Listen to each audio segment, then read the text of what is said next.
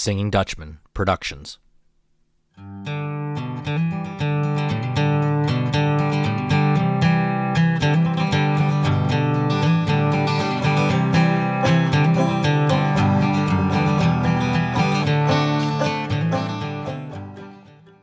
Hello and welcome to Doug's Front Porch, a podcast where I get to sit down with friends old and new and have honest conversations. Today, I welcome to the front porch a dear friend, Rachel Yoder, and we're going to tell the story about how we met and all that here coming up. But I would just like to say thanks for coming on and welcome to the front porch.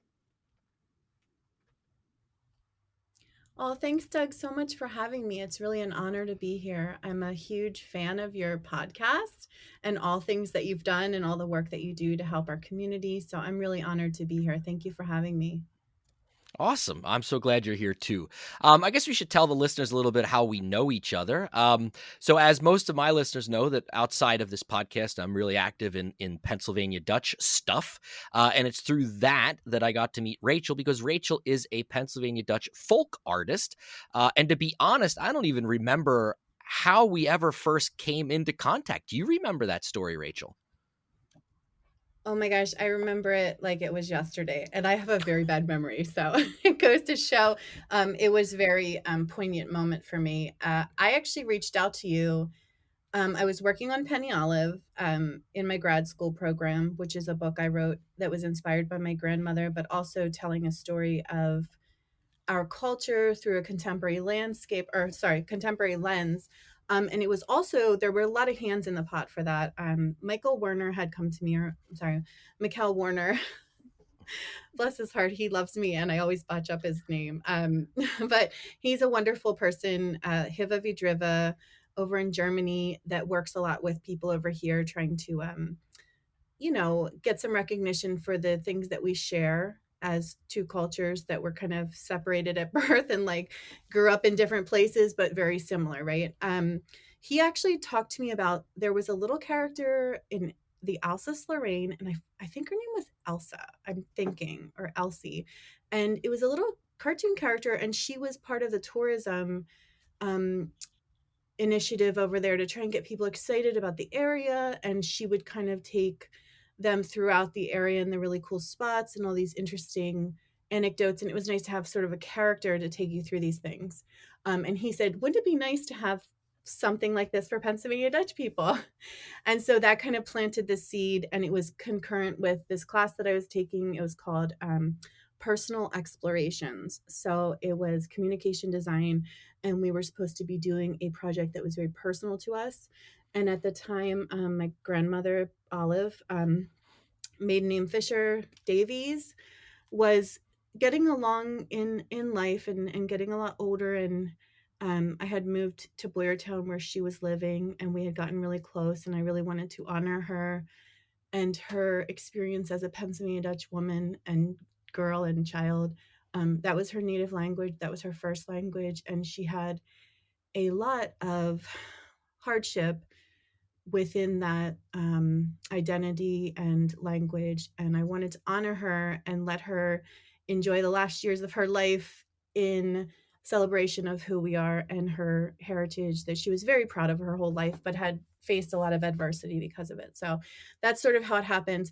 Fast forward, I wrote the story, I illustrated everything, and my professor and I always, along with the story, wanted to do the language as well, because it's so important to our culture, the language. And it was really important to give the Pennsylvania Dutch language just as much emphasis as the English, because as a designer, the hierarchy of where you put the words and things like that, it's very, very important. I didn't want it like just a translation at the bottom, or I didn't want it to feel secondary. So we decided to do a do-si-do, which is a kind of book where it flips over and it could be a different story or it could be the same story. In this case, it was the same story with the Deutsch as important, the lettering and things like this within the design as the English. So if you happen to be more familiar with the Deutsch or wanted to highlight that, if you bought the book, you could always set it up and it would be the Deutsch side. Or if you were more English driven and were going to enjoy it in English,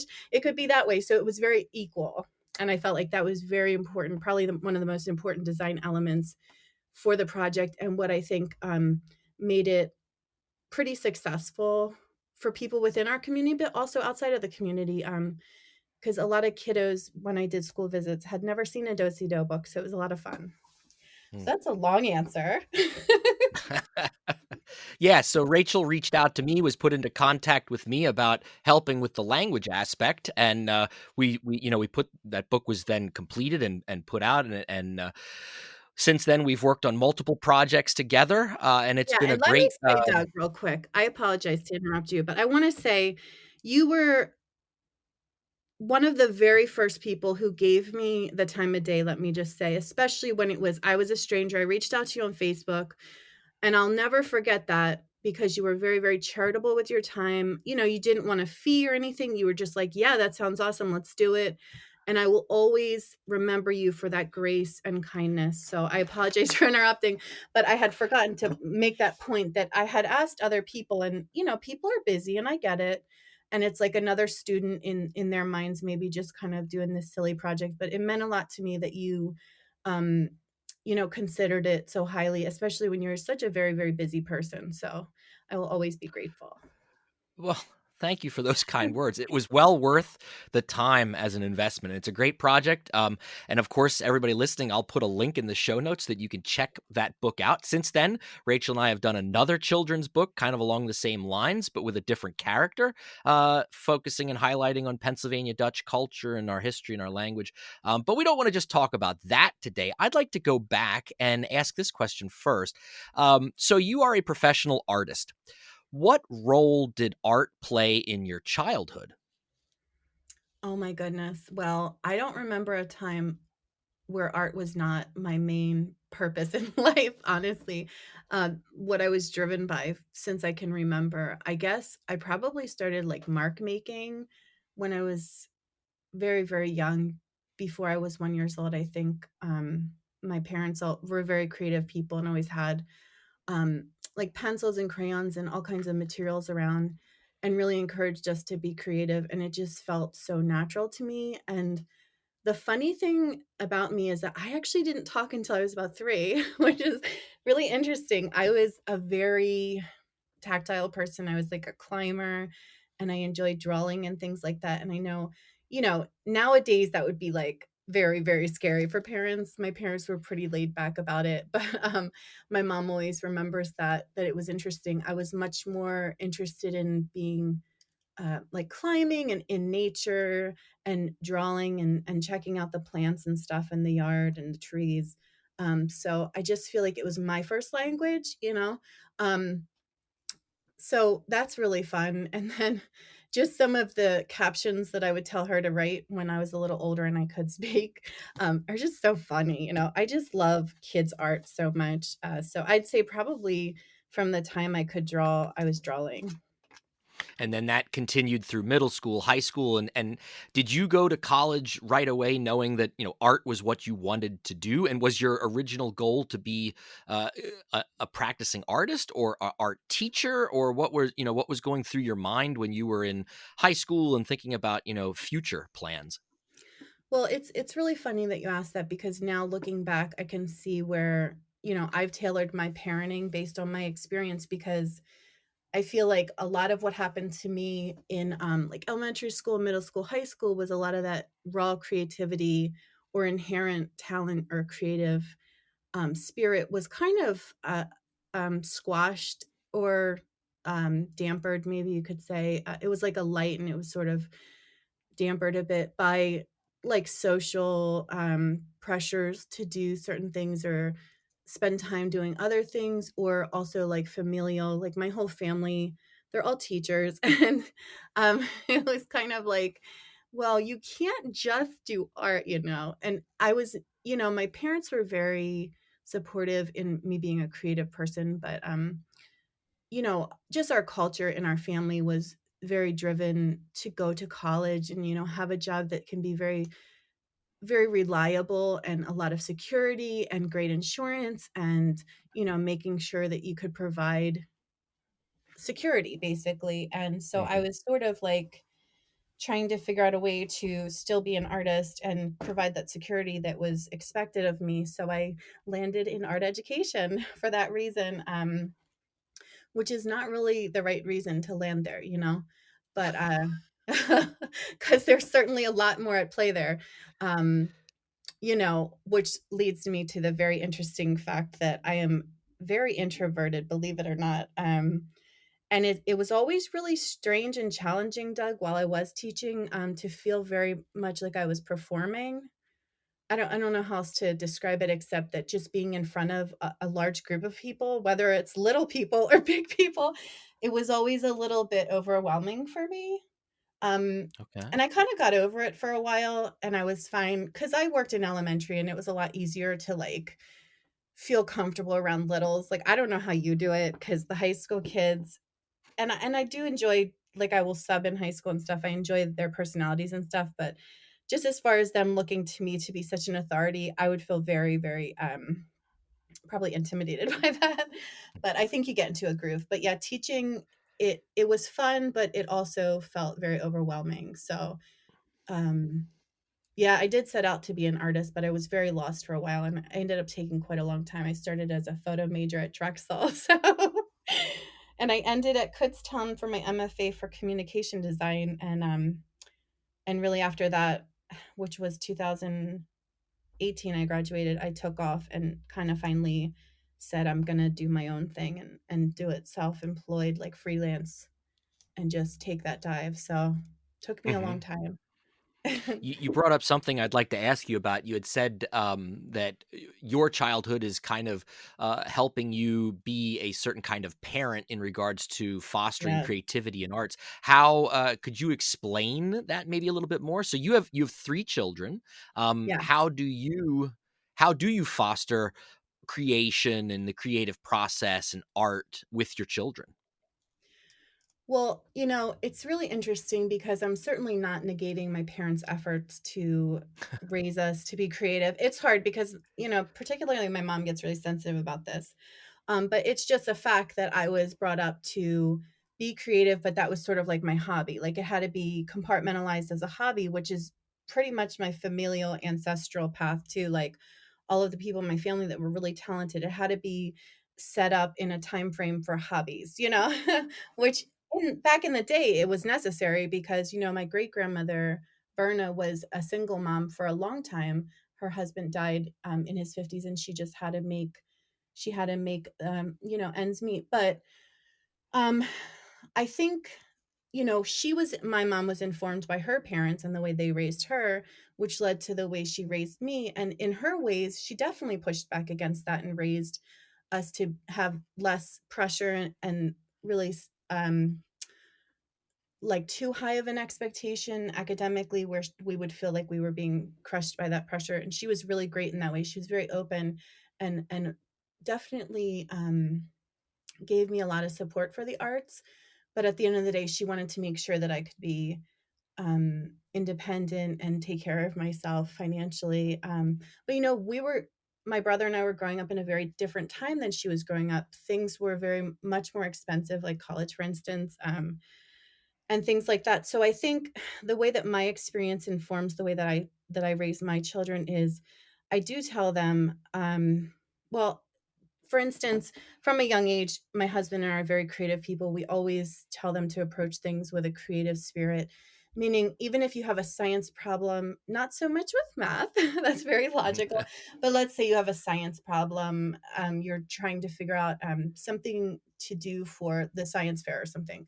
To think of it in a creative way and how can I reframe this project that's been done a million times, like, and sort of just the creative process of where you will brainstorm and then create lots of sketching and Venn diagrams or spider. I don't know what the spider ones are called, but you know, where you'll have a thought, like mind mapping. I'm not sure if I'm Yeah. using the right words, but mapping of ideas and thinking of letters and words as creative mark make, you know, making marks that are creative, as in these words hold this whole visual vocabulary just seeing a word, you know.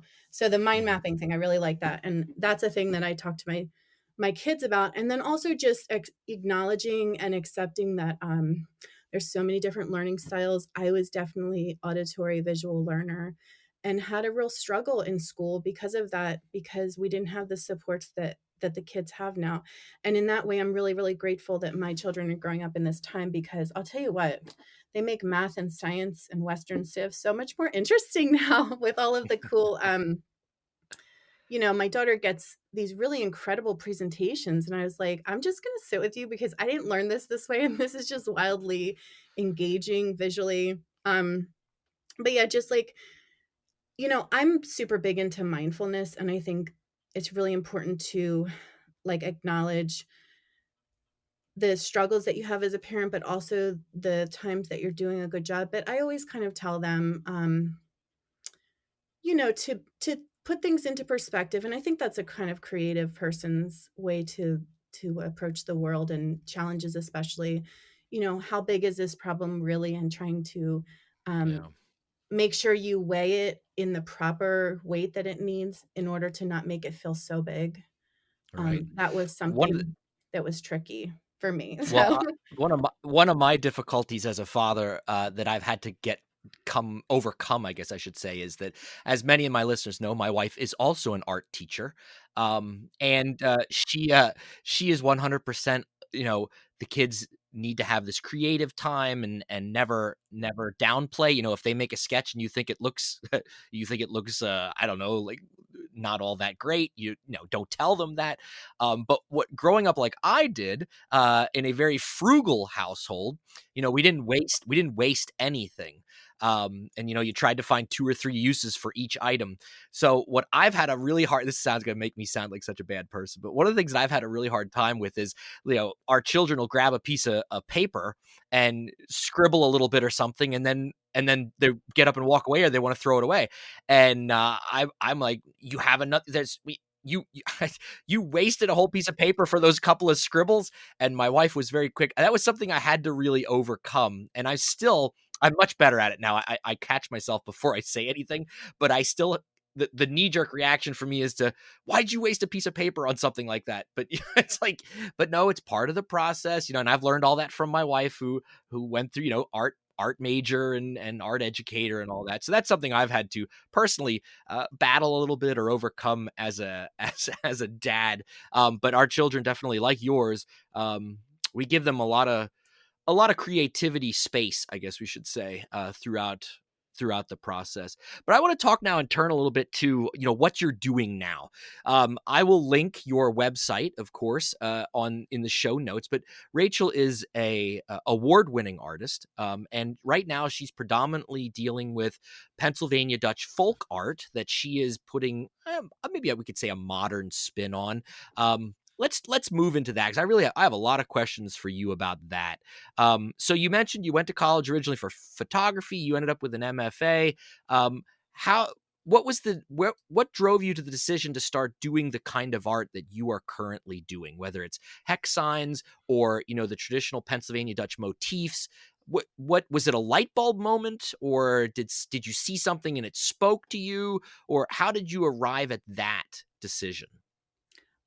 that's a great question, Doug. And it's interesting because I was like in my 30s, so it took me a really long time to get to where I feel like I am, and I'm proud to be on this trajectory and really like strapped in and keeping this going. This is definitely my path, but how did I get to it? I spent a really long time because I've talked about being mindful and like wanting to give, being of an educator background and wanting to educate people. And I do love being a teacher. I just had a hard time in the system that I was in. I taught in Philadelphia, so it was very tricky. I didn't feel like I was able to use my love for teaching people things in the way that I wanted to there.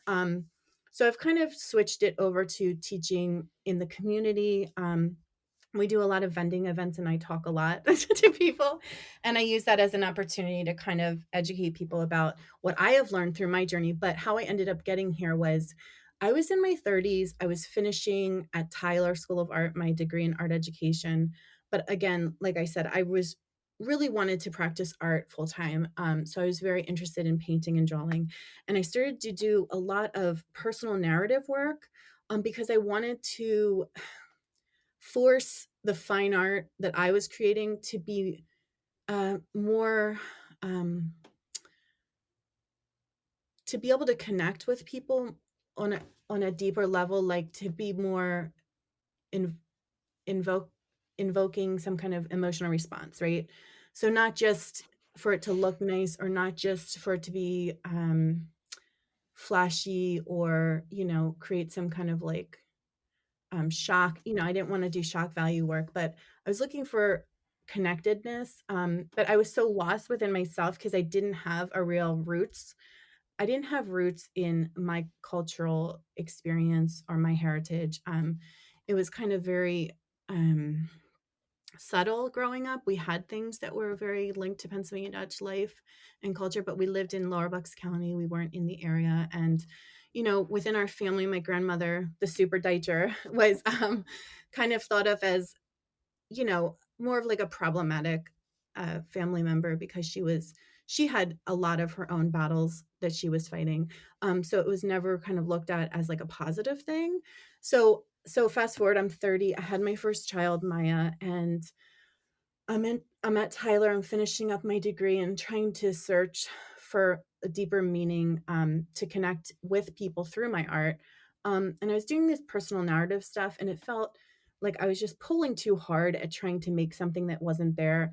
And I took a class with an wonderful professor, Papona Sorio, and he was a working artist. He's a community artist, and I'll tell you what, my professors at Tyler were really extraordinary people, as well at Kutztown, but I think I was more um, molded in the way that I approach art by the professors at Tyler. We were doing community arts, and we were actually working in a neighborhood in Philadelphia. It's called Little Boricua, and it's like the Puerto Rican neighborhood in Philadelphia. And he was Puerto Rican, and at the time, my boyfriend and Maya's dad was Puerto Rican as well. And so I was like really immersed in this experience with him. And we all sat at a table at this restaurant because he would take us into the neighborhood to have our class. And he said to all of us when we went around the table, what's your connection to your culture? And I just sat there, like, it was a very like thunderbolt lightning striking moment where everybody's sharing all this like amazing Polish culture, that this one girl I remember had all these things that she could connect to, and it kept her grounded. And I just didn't feel like I had that. So I remember that was a very distinct moment for me, where I looked at my boyfriend at the time and Maya's dad, and I said to myself, well, look at this connection he has to his culture. And I wanted that for her so desperately that I didn't feel like I had. So then I sort of say, as my personal narrative of my life, that left a hole for me that I was trying to fill all the time, and led me into some kind of like not so great experiences. So that's kind of what propelled me into this search. And so it started then, I guess that would have been like 2010, I guess. And it just so happened I had a lot of connections in Philadelphia. I spent a lot of time there. One of my friends, Dave Aponte, who was an artist, he lived with Hunter, and he was like, "Oh, you should come down and check out this gallery that I'm living at, and like check out the show that's up." So I met up with him, and we went over, and Hunter at the time was living in Philadelphia and running a place called the Hex Factory. And he had a show up of hex signs, and I walked in, and it just kind of hit me like all of the things at the same time. This was very close to the time, maybe a year or two after the Papone experience. And I just felt a very uh like wild response to this this artwork, these hex signs. I felt like it felt like a deeper level than just like an aesthetic response. It felt like what I was trying to find for myself to give my viewers. So, we had a little chit chat, and he's like, "Oh, you're Pennsylvania Dutch?" And I was like, "Yeah." And then I talked about like that my grandmother was a fisher, and he was really familiar with the Ole area, and nobody around there like knew anything about like the area that my grandparents were in and that my whole family was from. And I didn't know honestly how special it was and how unique it was to be um from a family that had so much history in the United States, in Pennsylvania. And through getting to know Hunter, and we ended up like dating and then getting married, I've just felt almost like he held a mirror up to me and kind of introduced me to that side of myself that I hadn't been familiar with and that felt really empty for a very long time. So I always, thank him for that, because having not met him and having not had him be so well versed and knowledgeable about the Pennsylvania Dutch culture and and our heritage, I think it would have been a different kind of path for me, and I would have been pulling for it for a lot longer than I did. So I kind of got on the fast track basically, and we were flooded with experiences. Like he brought me um, to Kutztown and he brought me to Ole, and we would visit all kinds of different places, and it was really just very exciting at the time. So we met about 10 years ago. So it's been like 10 years of just full immersion in the culture, and then we finally moved here to Boyertown in 2014. So we've been right in the middle of it. And it's just such an amazing experience. And I'm just so proud of knowing that I'm connecting my kids to their culture and also other kids, children with our books that we've done together, Doug. Mhm. Giving them a pathway to find their connectedness, like kind of giving them what Papone gave to me. Like, oh, here's this book. I'm sharing this culture, but it's used as like a template. Just put in your culture and then find these different food ways, the music, the language, and you can just kind of put them in there. So it's always like about teaching for me. So I always use the book in that way. And whenever I talk about it with children and when I do school visits, I always say, well, you can use this to connect to the Pennsylvania Dutch culture, whether it's your heritage or regionally you live here, or you can also use the book to connect to your culture by using it in the ways that, oh, what did Penny Olive discover or show you? And how does that transcend with you or translate, sorry, to your personal culture? So So you've been, I mean, you do all this art, and like I said, I'll link so people can check it out. And you've told us your experience the first time you saw hex signs, and then as you were immersed into the Ole Valley, and you came in contact with Fraktur and decorated furniture, and all of these, the richness that is that is Pennsylvania Dutch folk art.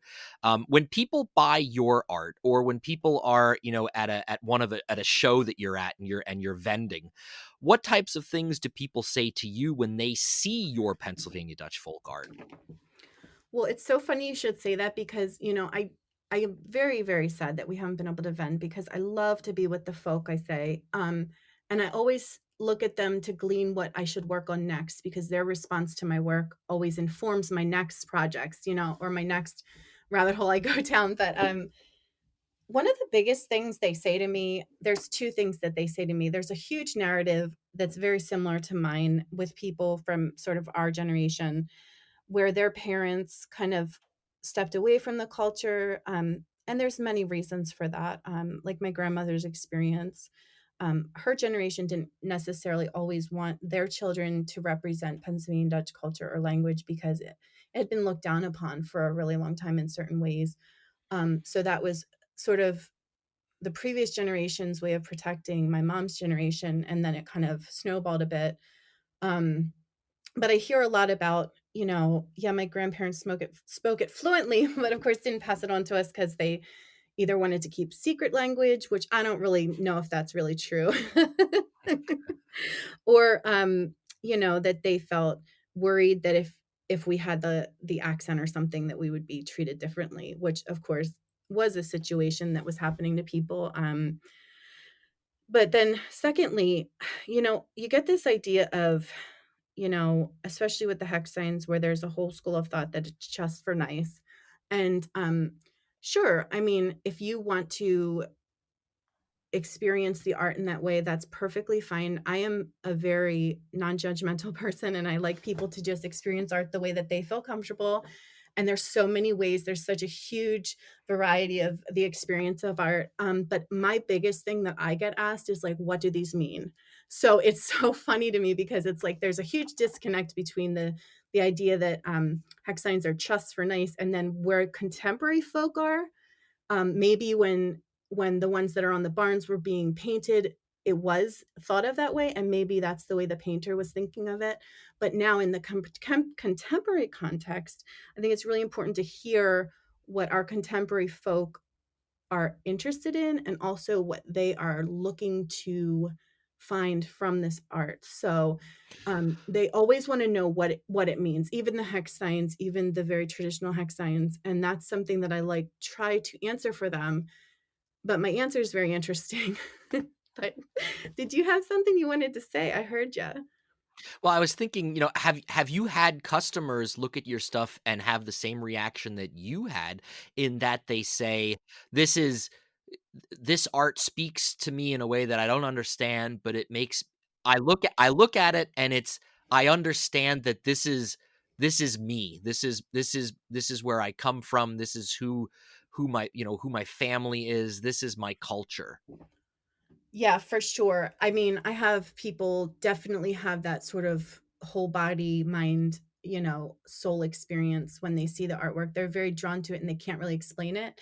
And I always say that's like sort of like an ancestral pull. I mean, Hunter talks about like sort of a genetic, I forget how I think he says imprint, where it's almost like whether or not you were exposed to it as a child, it's just sort of a part of you, and I definitely get that a lot, and then there will be people that will really enjoy it, and they're not Pennsylvania Dutch at all, and they just really like it, and that's very cool too, but there's definitely something there, and especially for the people who were sort of in my same situation that were not immersed in the experience and the culture, from the diaspora, I really identify with these people because it's almost like coming home to the homeland when maybe you grew up not that far away, but you were disconnected from it enough. So I think the art actually serves, and just like with the language, when you hear people speaking it, there's a very nostalgic feel to that experience. And the art serves that purpose as well. And I always tell people, to think of it like a visual mantra. So you can kind of meditate on the art if you need to reground yourself or sort of set aside some time to be thinking about your ancestors or connecting to the culture, and especially if that was missing for you. Yeah, and I think the more you practice that, the more you become connected to that. And I do, we're very like spiritual people, and I do think that it is sort of a pathway to reconnecting with our ancestors that have gone. So You've segued into a question I was gonna ask anyway. When you sit down to work on a piece or starting a brand new piece or even something that, you haven't done before and you're gonna try maybe a new motif or anything, you sit down to do art, to create. Is that a spiritual experience for you? 150%. Like, especially with this art, not always before, and I think that was just me trying to find that, because I think for myself as a creator or maker, that is something that's really important to me. It's very ritual for me. It's very, very much like, I can't create this artwork if I'm not in the right headspace. I have to be it's sort of like, any kind of worship, going to church, you have to go and sort of clear your head and be open to that worship and that service and the words that are being spoken and the songs that are being sung and the visual of being in the church and that experience, opening your heart to the Holy Ghost. Like, I've been in churches before where I felt it like a bolt of lightning, where you can really feel it if you open yourself. So I think with the art that we make, and Hunter, he's a little bit more logical than I am. I'm definitely out in outer space more than him, but, typically, just in general, we both sort of have, like, a ritual for it, and that just creates an added layer. He always says it's like an esoteric layer to our particular, artwork that we create, and that's something that, I wasn't really his apprentice because we were in a relationship, but in a way that I kind of learned from him because, one of the layers of my tumultuous teenage years and stuff is that when my parents broke up, we lost religion and we lost practice of religion. And so it was very, very difficult for me to connect to my faith and to like higher powers or anything really because of that. I think that was something I needed to heal, and through this artwork and really the practice of creating it, it's really healed that wound for me because I can remember feeling really sad that we stopped going to church and like having asked my mom to like go, but there were a lot of reasons why it was hard for her, but that I think through this work has really healed that. Because really now I worship with my ancestors in my little attic studio and when I'm making art, like that's what I do. That's part of the process. So, yeah, I think it's really important to be in the right headspace. Oh yeah, I no, I agree. I really believe right now, everything Pennsylvania Dutch, whether it's art, music, language, culture, we are currently going through a renaissance period. Oh, yes.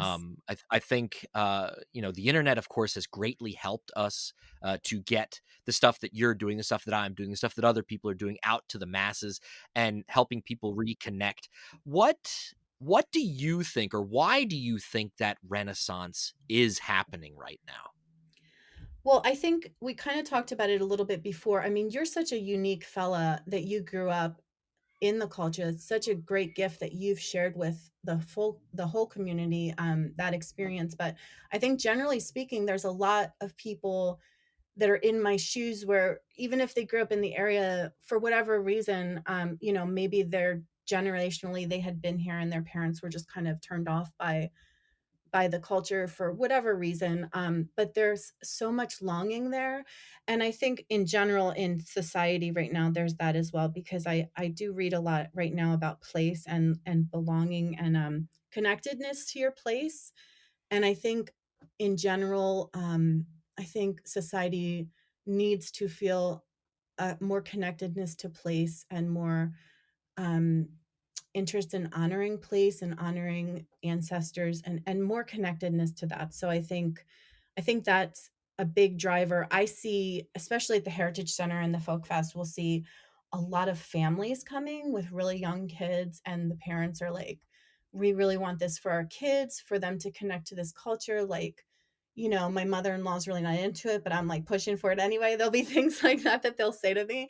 And which is where the two books that we did together serve these families really nicely because they're very nice and short stories, easy to read. And then the gift that we gave people was to make it easy to kind of translate into Pennsylvania Dutch, with the dosido, because the illustrations line up and you can easily kind of like have at it with trying to um, figure out what the words are. And after being here in Boyertown and working with you and doing the books, I've started to pick up the language. It takes a long time when you're not like fully committed to learning it or like practicing every day, but it starts to really seep in. It's just about, ritual again and practice. And when you have an opportunity to speak it, to kind of make that part of your daily day, your daily day. But yeah, yeah, for sure. I feel like that's what the Renaissance is being driven by. And then, we have a whole new crop of really young and really energetic people like yourself, Patrick,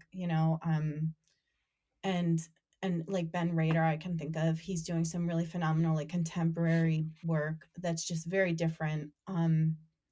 So there's a lot of energy behind it, which is really exciting to see. And and I was just going to say it was really neat for my grandmother to see that because she did go through a lot and she was kind of given a really hard time about the language.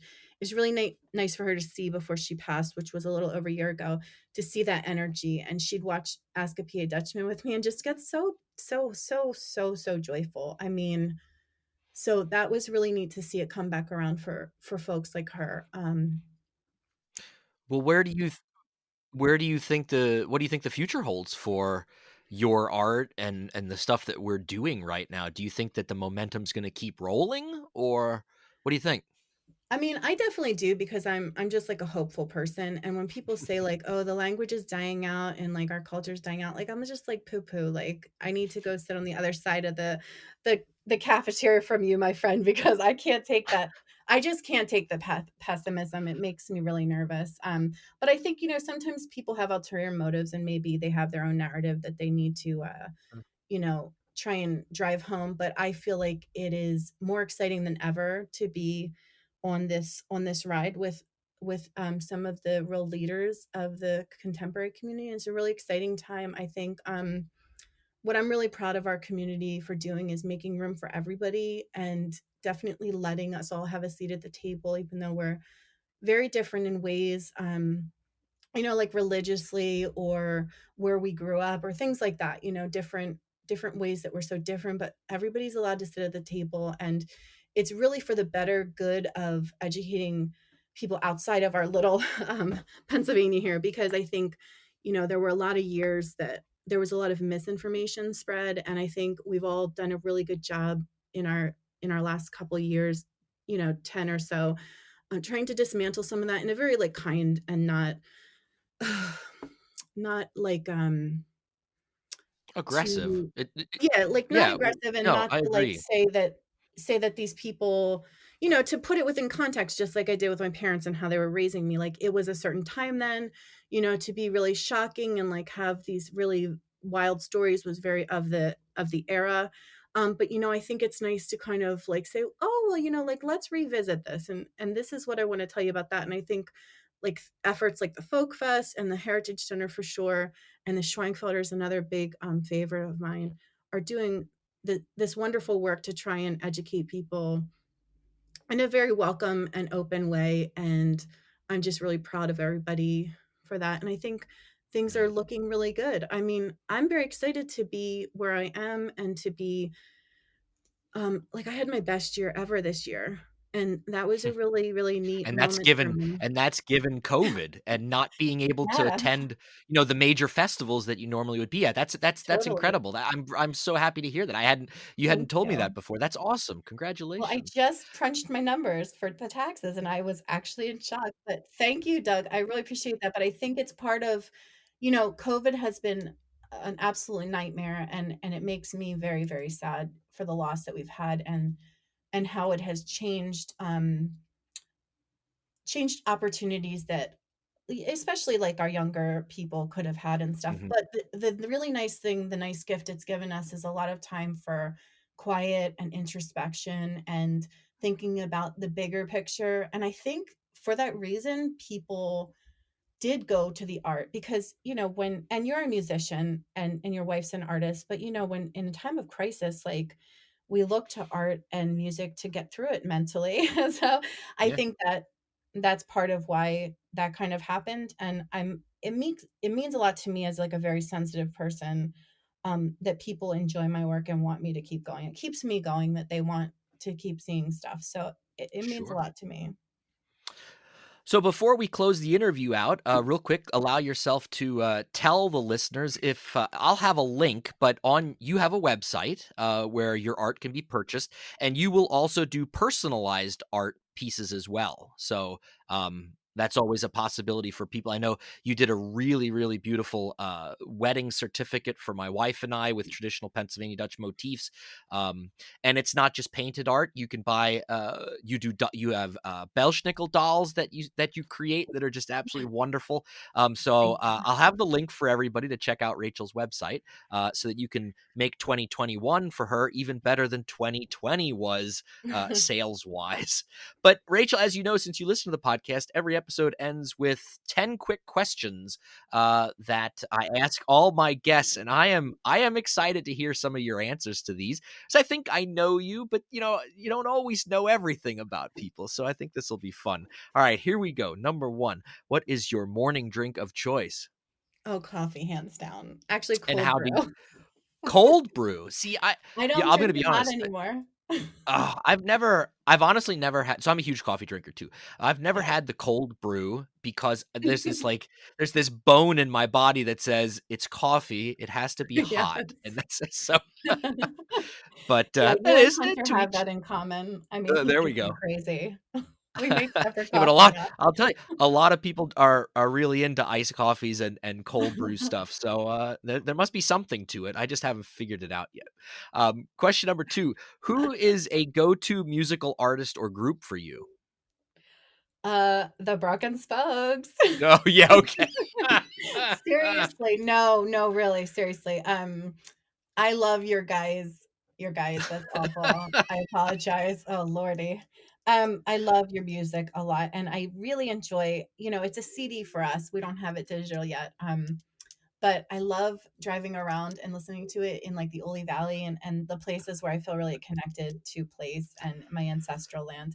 it just makes me so happy. So I mean it. Well, I appreciate that, but you gotta give me one other you gotta give me All somebody right, the that White has, like, an Stripes. actual All right. record label. All right, the White Stripes. Jack White is like my Oh, fave. yeah. He's I good. love Yeah. him. No, they He's are like good. They a have a great wild guy sound. too. Talk about like, I mean, listening to interviews and stuff, he's like a very, very stone, hard, cold, like creative. Yeah. He's- Yeah, it's Yeah, very, very cool. absolutely. Alright, number 3. What movie can you watch over and over again and it never gets old? Oh my goodness. I don't sit very well. But I um I actually really like Trolls World Tour. That's alright. I'm talking like right now, yeah, I can sit and watch that Yeah. over and over again. It has really great music, and I think they did a nice job, like, infusing a great lesson about, tolerance and Uh-huh. acceptance into that movie. I Uh-huh. love that movie. Yeah. That's good, that's good. Number 4. What is the last thing that you read or are currently reading?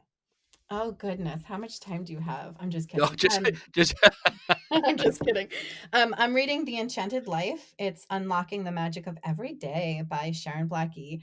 And I'm not a reader, so this is a big deal for me, but I'm really enjoying it. It's about enjoying nature and the small things and place. So Oh, okay. yeah. Sounds good, sounds good. What is your favorite pizza topping? Oh my gosh, mushrooms. Yes. Delicious, Mhm. delicious.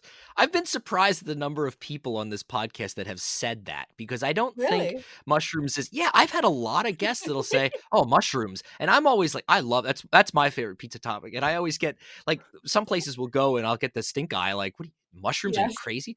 I think it's And a but then Pennsylvania I get thing. I get self-validated every time I ask that question on this podcast. I don't know. There must be some connection there. Number 6, laying on the beach or going for a hike? If the beach were out my back door, I'd say beach. So beach, definitely. Okay. I Uh, hate the drive. yeah, I get you. It's the traffic, it's not the drive, right? Ugh. Exactly, yes, indeed. Um, all right, so you and your house are vegetarian or vegan? Vegan, vegan, yeah, yeah. Oh, okay, so now I'm curious. We You've took the invited me plunge. over for dinner. What are you making? Oh my gosh, very easy answer. Okay. Probably my mom's just put me onto this. She made me shepherd's pie. It's amazing, and 150% vegan shoe fly pie because I can't even believe how good it is. Well, what replaces the meat in the shepherd's pie? I don't know if I should tell you, but it's tofu. Uh, oh, I don't mind tofu. I I eat know, I I'm mean, I eat kidding. anything. But, a vegan shoe fly pie. It's Hmm. literally and listen, I was, like, very skeptical. I was like, "No way is this gonna work." It is Is it really a wet good. it's a wet bottom just like a, Only traditional way shoe to fly pie? go. Oh, yeah, like, we Yeah, don't do well, bare bottom. Yeah, only way to go. hmm, I am interested in trying that now just to see what it's Yes. like, yeah.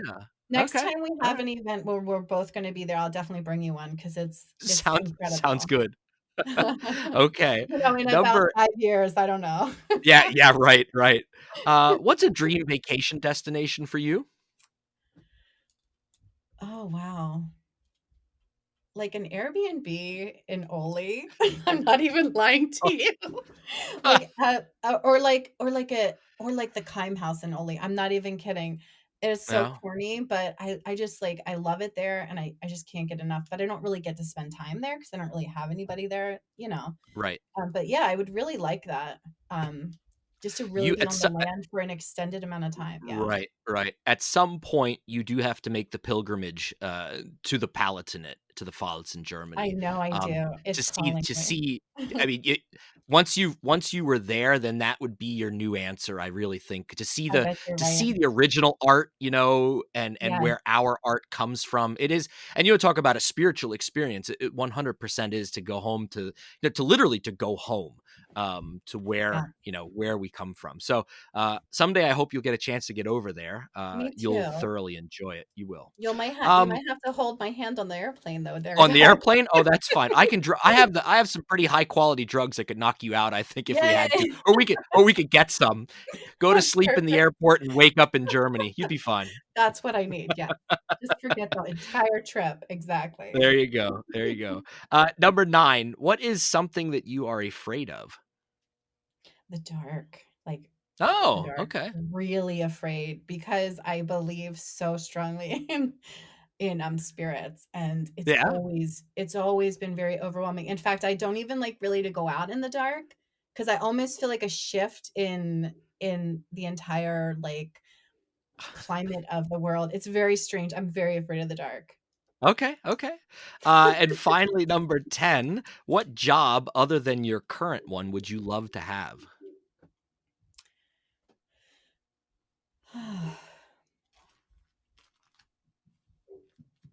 I think I would really love, maybe later in life when my kids are more grown, to be an educator again in a very traditional way. I do really miss the classroom and the kids.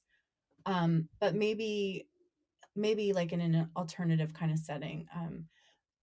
So I have a lot of issues with public school, and not the teachers. I love y'all. And I believe the admin is working hard too to make it better, but I think it's very, very broken to me. And boy, I'd love to be a part of making it improve, but it's tough. It's really tough, and it's really tough for teachers right now, and it just breaks my heart. So much It's been respect a to you guys. it's been a trying year, that's for Yes, sure, but yes. yeah. Well, Rachel, tell everyone real quick, even though I'll have the link, where can they learn more about you and your art? So I have a website. It's rachelyoderart.net. Believe it or not, there's another Rachel Yoder art in the world. Yeah, and I have a bunch of stuff on there. I have folk art, I have illustration stuff, I have the books. We have some fun activities on there, some downloadable activities to go along with the books, some articles to share, and also it links to my Etsy shop and ways to follow me, and also the podcast I've been doing that is Mhm. really quite quite a hot mess, but I'm enjoying it very, very much so. So that's all the things that you can find on my website, and I look forward to connecting with some of you. And yeah, like Doug Yeah. mentioned, I love doing custom work, so the sky's the limits. I love when people come to me with ideas. And Rachel is very active on all the social media platforms, Instagram, Facebook. So you can see art as she's making it. Sometimes in the process of making it, it's fun to watch her process and what she creates. Rachel, it was been an absolute pleasure. Thank you so much for coming on the podcast. It's always so good to be able to talk to you and reconnect. And we've worked together now for quite a while, and I hope that Yes, we continue to work together in the years to come, and we'll keep that positive energy flowing through the yes, Pennsylvania Dutch community as long as we can. Rachel Yoder, thank you so absolutely. much for coming on the front porch, and thanks. That's all I can say. Thank you so Hey, much. Doug, thanks for having me. It really means a lot to me, and I really enjoy all the things you're doing. And you have that positive spirit too, so keep it up. I think you feed me sometimes when I need to be uplifted. So thank you as well. I think right now we're all feeding each other to a certain extent, and I appreciate that comment, but I really believe we are. So, all right. Well, thanks, Rachel. We'll talk soon. Yes, and hi to the family. Will do. Will do. All right, Max good. Mock Scoot. Thank you for listening to Doug's Front Porch, a conversational podcast with your host, Doug Maidenford. If you enjoyed this episode, I'd love for you to subscribe, rate, and give a review on iTunes, Spotify, or wherever you get your podcasts from. 5 stars only, please. Follow along on Facebook, Twitter, and Instagram. Just look for Doug's Front Porch. Also, please feel free to tell all of your friends about the show, and I'll see you all next time on my front porch.